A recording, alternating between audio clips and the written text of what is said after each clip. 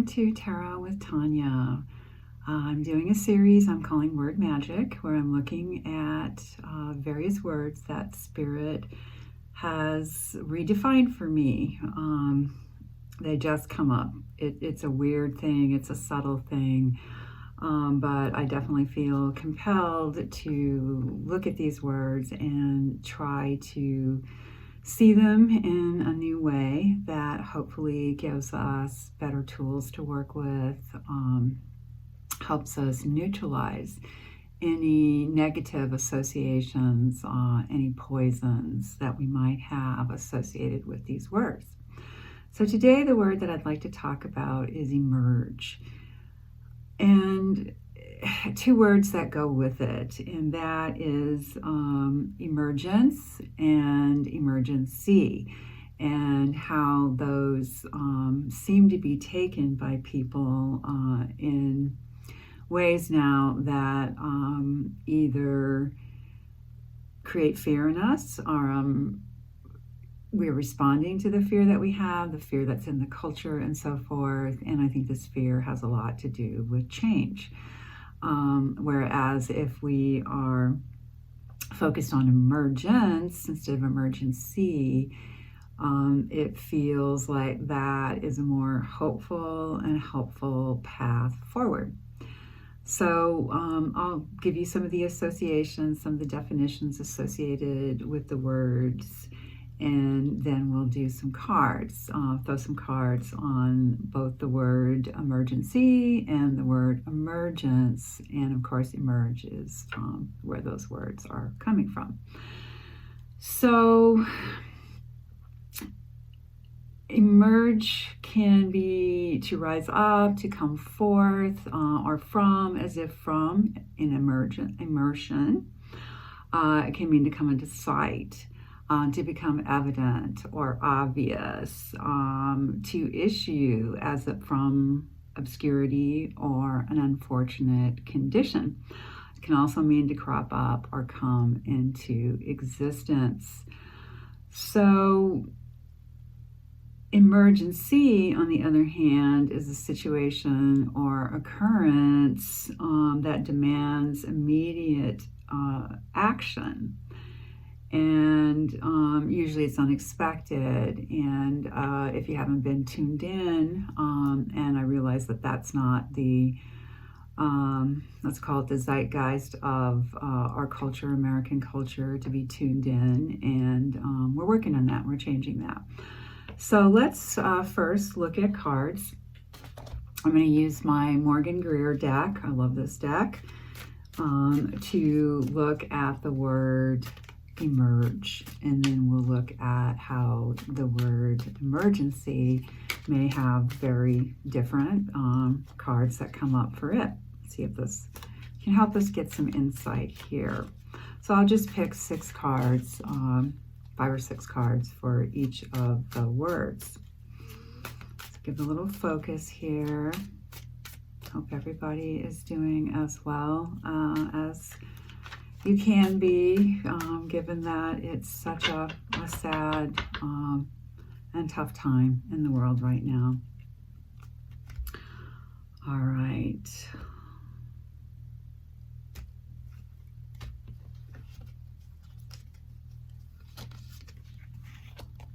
So our first card is the Fool. Our second is the 3 of Swords. Our third, the Magician. Our fourth, the Wheel of Fortune. So already we have 3 majors, and then we have the King of Swords, and then our last one, the King of Cups. How interesting to see those kings come up in this, I also think, time of great transformation of the patriarchy. I was listening to someone talk today about Mars and Venus being conjunct with Pluto, and how they're about to move, actually that's today, March 6th, into Aquarius. But because they've had their time with Pluto, being conjunct with Pluto, they have been transformed. And astrologers seem to be in agreement that this has a lot to do with balancing the power on the planet between the divine masculine and the divine feminine. So let's look at these cards. And again, we're focusing on the word emerge. So I think with that word of the symbolism of the lotus. The lotus comes out of the muck, the dark, the squishy ground, the wet, and comes up through the water and emerges into the air and is pulled along by the sunlight. So you have all the elements there, the fire, the water, the earth, the air. And it comes up, we think, what a beautiful flower, what a beautiful emergence, right? And if we make ourselves into that lotus for a moment, use our imaginations actively and think about what that means, that lotus doesn't know where it's going. It doesn't know what's happening really, but it feels and it's pulled by the light, which I think is just so beautiful. So our first card here is the Fool. I think of Humpty Dumpty, the great egg, how that represents innocence. And if we are in that innocent, full, open heart, which the Fool just naturally has, then we're not afraid to emerge. The Fool is ready to go on the journey, has his little knapsack, little bundle over his shoulder, has his little companion friend here, is looking out toward the mountains, toward the open road, sun at his back. And I think that is how we start, and that's where that word emergence comes in and helps us open to that innocent and full state. However, we come into the world and we run into woundings, into sorrow. That's one of the words associated with the Three of Swords. I mean, this is a very graphic image, right? The nice big red heart, the beautiful glow of yellow light behind it, the wonderful blue background, and then those three swords just piercing it, one right down the middle and then one from each side. So some say that the threes are connected to the Holy Trinity, which is originally the triple goddess, moves into the triple god, also a patriarchal association. And it can also represent the mother, father, child. So, that can be a place where we receive, no matter how wonderful our parents are, it's not to blame anybody, but we can receive those original woundings. I mean, it's pretty hard to pass only good stuff to your kids. They're going to get what we have and what we haven't been able to heal yet, maybe. I mean, that's what we work on our whole lives, hopefully. So we have that fullness of the Fool, the innocence, the emergence into the world, and then we hit some wounding.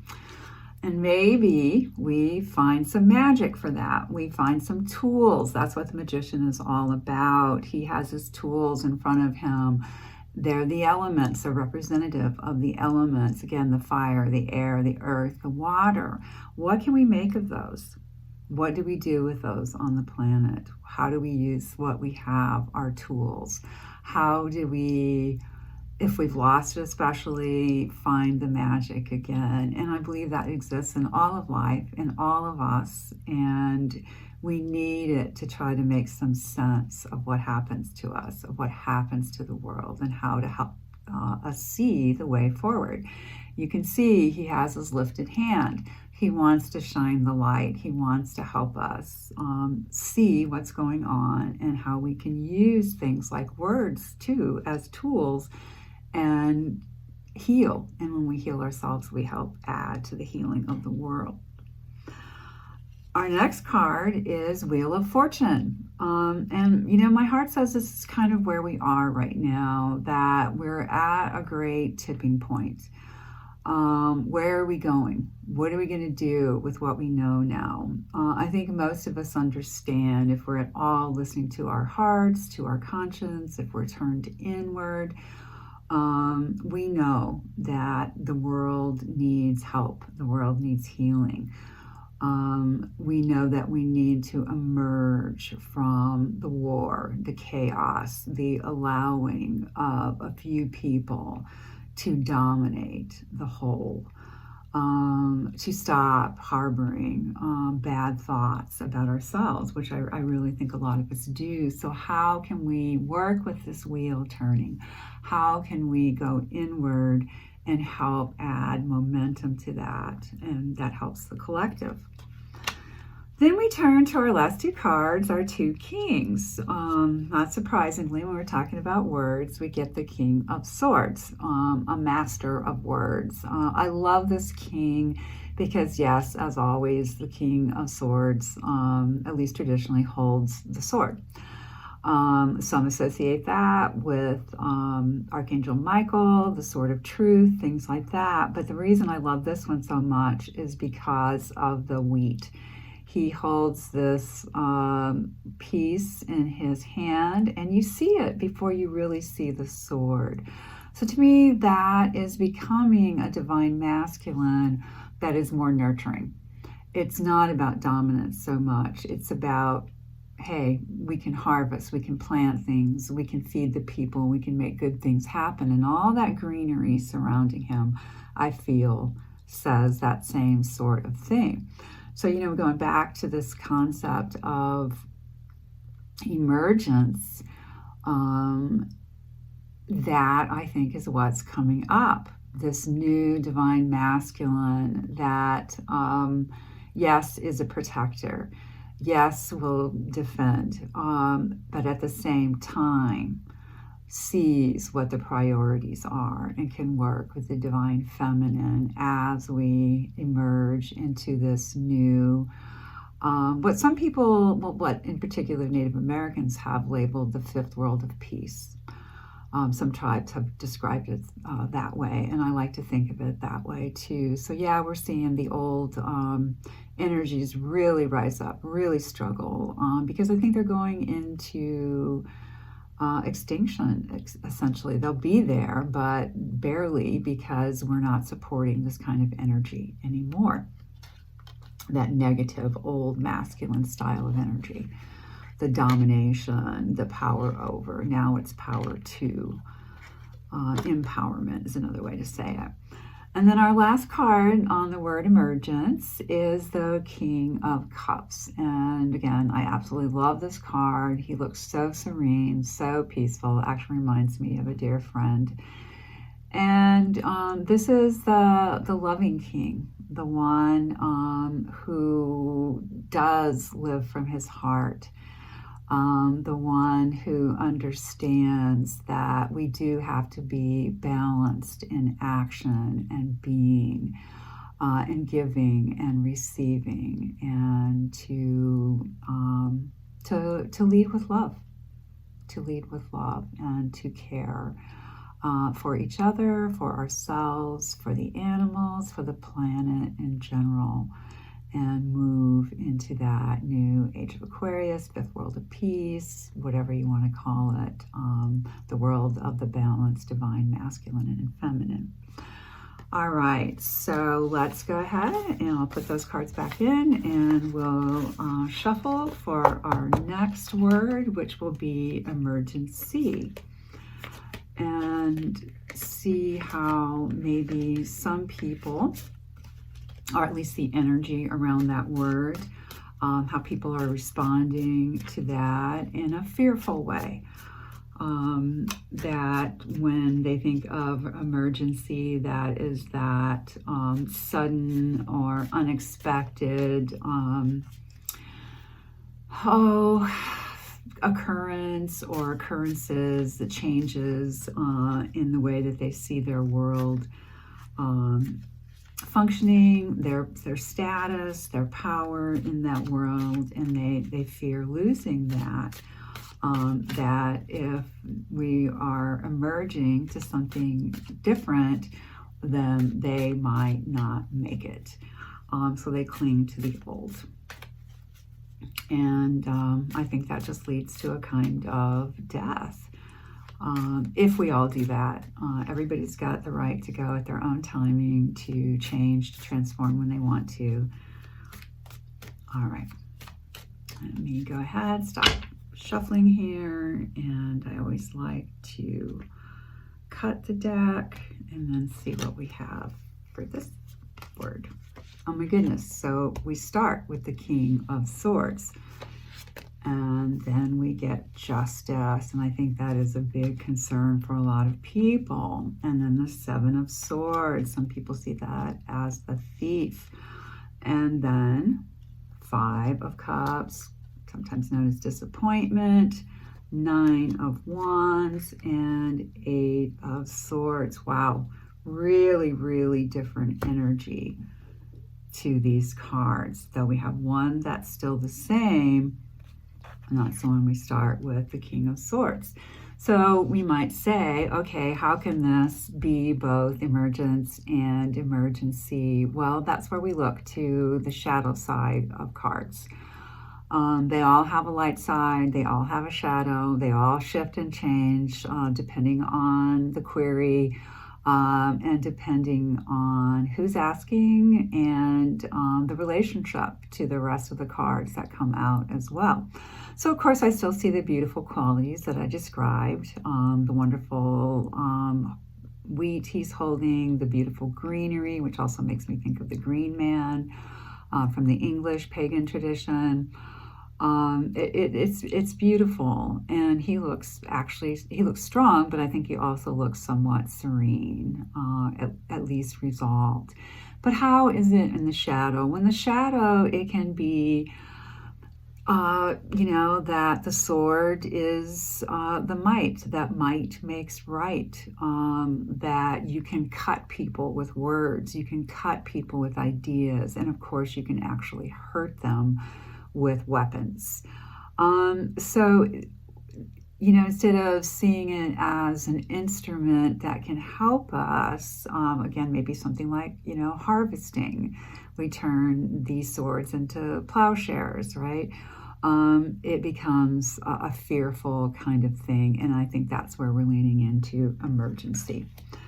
Our next card is justice, and people are concerned with justice. Unfortunately, oftentimes, or sometimes anyway, with some people, that turns into, well, is the world just to me? Is it my way? Is it the way that I see things? Or this is how I think things should be? And justice needs to happen to those people who disagree with me, which is a pretty scary kind of concept, really. Yes, we need laws, we need courts, we need to hold people accountable, obviously a huge topic in the world right now. At the same time, we have to do that fairly. We have to do that equally. We can't do it just because somebody doesn't like what somebody else does, that we have to have these laws and these rules, and we have to follow them fairly. So what is justice? We need to think about that, and not to see it as some emergency concept that can be applied in the way that we think, just based on a righteous sort of feeling. The next card, Seven of Swords. This one always makes me uncomfortable. It's just a hard one to deal with in some ways. I also use the Thoth deck. You've seen that maybe in other of my videos. And in that deck, it's called Futility. And I can almost relate to that better. It's sort of like, how am I, or how is the world taking an idea and poking at it, making it feel like it's futile. There's nothing we can do with it. A lot of people, again, call this the card of the thief. What is being stolen here? I'm sort of heartened by the two swords that are stuck in the ground, like maybe there's some sort of grounding there. 5 are being taken away. And how does this relate back to this idea of emergency? I think people believe now, and some of them anyway, again, the ones who are fearful and, falling into this feeling of this is an emergency, not an emergence, but an emergency, that I have to do things that I would not normally do. It sort of justifies certain behaviors. And, obviously we saw that modeled in, the last president in the United States. Others too, other world leaders who seem to be more concerned with just getting their way and imposing their vision rather than actually helping people. I feel like that all, ends up leading into this next card, which is disappointment. It's emotional. It's a cup. Cups relate to our emotions. You see the 3 cups spilled in front of the figure here. You see, to me it looks like blood. It's a very bright red wine if it's supposed to be wine, but it just feels like feelings that really hurt. That things have been lost. There's the water, can't get across the water. There's the tower over on the other side. What's there for me? What can happen? Am I abandoned? Have I been lost? What's going on? But look at the other 2 cups behind the person, the figure. They're upright. Maybe they contain something really wonderful. They make me think of the 2 of cups. And the 2 of cups is love. It's exchange, it's goodness. It can be agreements, things like that. So rather than focusing on the agreements, the good things, the love that can be there, it's again back to emergency, looking very disappointed, very sad at what's been spilled, rather than at what remains. Where does that leave us? Are those people who are really kind of hung up on this emergency energy depleted? The 9 of Wands sometimes is seen as a wounded soldier, somebody who's done battle so long that they're just so weary, can't do anymore, at least for the moment. Another interpretation of the card can be, all right, got to stand back and gather my energy. How can I be my most effective self? Well, I can't do it when I'm completely energetically depleted. These are wands, so they're about energy. And then 8 card, which comes right before this, of course, you get all kinds of great energy shooting out. I mean, again, it can have a shadow side, but I tend to see it as a pretty positive card. But here it's been too much, and there's depletion, and there can be determination, and I think humanity has that, and we will evolve, we will get there. But right now there's a weariness that comes out of seeing this as such an emergency rather than an emergence. Last card on this word is the 8 of Swords. Swords are mental, swords are ideas, which I mentioned with the King of Swords, and then we have the 7 of Swords too. We have the big sword and the Justice card as well. So a lot of swords in this drawing of cards for the word emergency. The person's trapped here. The interesting thing about this one, you see the blindfold, you see the bindings around the person, and you see the swords stuck into the ground, making a kind of loose fence. But that's the point. It is loose. So the card's often interpreted as someone who is trapped in their own thinking. How do our own thoughts, or the thoughts that we have absorbed rather from others, end up making a prison for us? This card is connected to 8 in the deck. All the 8s are connected, and the major arcana, that soul journey that's represented by the major arcana, that 8 is strength. how do we go in and confront our own demons? How do we deal with the darkness inside ourselves? And we all have it, it's our shadow. There's great strength there.